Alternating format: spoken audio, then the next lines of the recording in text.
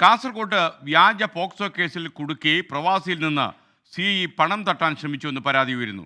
Hosdurg circle inspector KP ഷൈനെതിരെയാണ് ആരോപണം ഉയർന്നത്. ജില്ലാ പോലീസ് മേധാവി അന്വേഷണത്തിന് ഉത്തരവിട്ടു. കേസ് ഒത്തുതീർപ്പാക്കണമെന്ന് CE ആവശ്യപ്പെടുന്ന ടെലിഫോൺ സംഭാഷണം 24-ന്. അങ്ങനെ നമ്മൾ പിന്നെ വക്കീലെടുത്ത് പോയി സംസാരിച്ചിട്ട് അവർ 15 ലക്ഷം രൂപയാണ് ചോദിക്കുന്നത്. രണ്ടാമത് വക്കീൽ പറഞ്ഞിട്ട് പിന്നെ അവർ പറഞ്ഞു 12 പറഞ്ഞു. ഇപ്പോൾ 10ലേക്ക് വക്കീൽ പറഞ്ഞു 10. ഞാൻ പറഞ്ഞു എന്തെങ്കിലും കൊടുക്കാന്നല്ലാണ്ട് ഇത്രയും വലിയൊരു എമൗണ്ട് ഒന്നും ചെയ്തിട്ടാന്നുള്ളത് വക്കീലിന് മനസ്സിലായി. അവൻ സമ്മതിച്ചും ചെയ്തു നൗഫില്. അവരെങ്ങനെ നിൽക്കുന്നില്ല. അവര് വക്കീൽ പറഞ്ഞു വെച്ചാൽ അവര് 12 കുറച്ചിട്ട് നിൽക്കുന്നില്ല എന്ന് പറയുന്നു.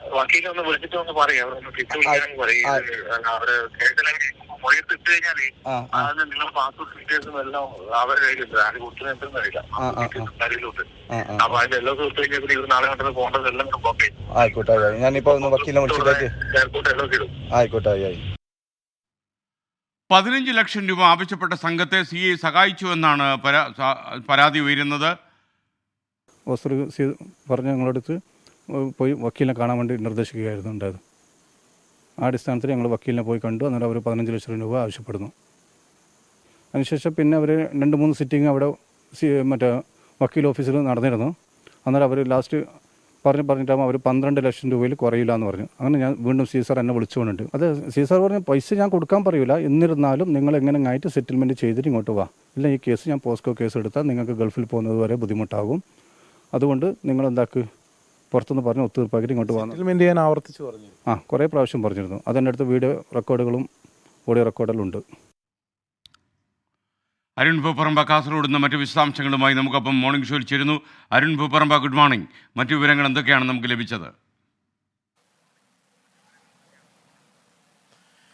SK, എന്തായാലും ഇത് ഗുരുതരമായിട്ടുള്ള ഒരു ആരോപണമാണ് ഈ പോലീസ് ഉദ്യോഗസ്ഥനെതിരെ ഉയർന്നിട്ടുള്ളത് എന്നതാണ് ഏറ്റവും പ്രധാനപ്പെട്ട കാര്യം.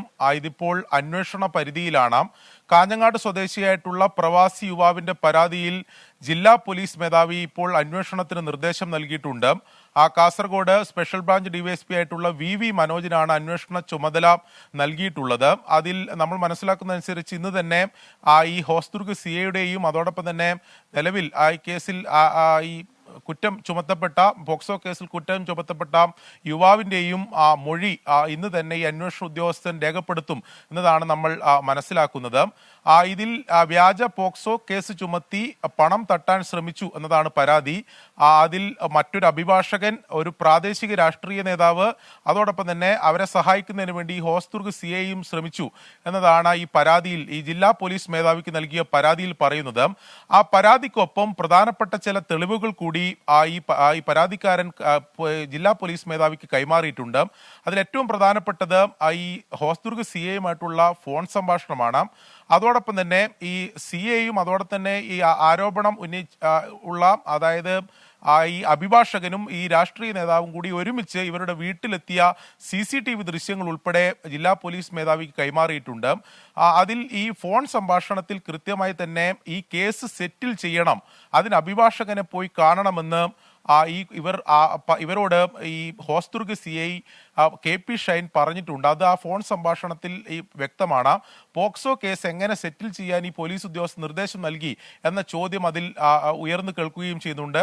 അതിനുശേഷം ഇവർ അഭിഭാഷകനെ കണ്ട ഘട്ടത്തിൽ 15 ലക്ഷം രൂപയാണ് ഈ തീർക്കാൻ ആവശ്യപ്പെട്ടത്. പിന്നീട് അത് അവർ സംസാരിച്ച് 12 ലക്ഷം രൂപ നൽകിയാൽ ആ കേസ് തീർക്കാമെന്നുൾപ്പെടെയുള്ള കാര്യങ്ങളാണ് പറഞ്ഞിട്ടുള്ളത്.